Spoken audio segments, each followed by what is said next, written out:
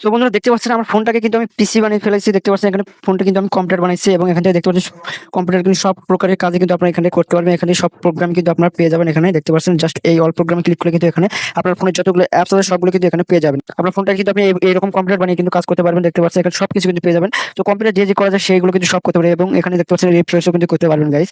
So আপনার হাতে যদি একটি স্মার্টফোন থাকে তাহলে কিন্তু আপনি এই ধরনের কাজটি কিন্তু করতে পারবেন। এই কাজটি কিন্তু করতে পারবেন এবং এখানে দেখতে পাচ্ছেন কম্পিউটার জাস্ট ডাবল ক্লিক করবেন তাহলে কিন্তু ডেস্কটপটি ওপেন হয়ে যাবে। এখান থেকে জাস্ট এভাবে ধরে দেখতে পাচ্ছেন এখানে কিন্তু ডেস্কটপের মতো আপনারা কিন্তু কাজ করতে পারবেন।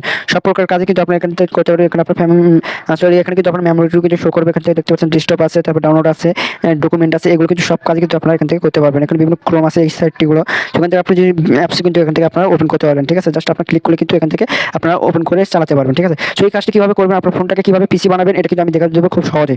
সো এই কাজটি শিখতে গেলে কিন্তু অবশ্যই পুরো ভিডিওটি দেখতে হবে এবং আপনি যদি আমার চ্যানেল নতুন হয়ে থাকেন অবশ্যই চ্যানেলটিকে সাবস্ক্রাইব করতে হবে। তো চলুন দেখে নেওয়া যাক কিভাবে কাজটি করবেন। ঠিক আছে।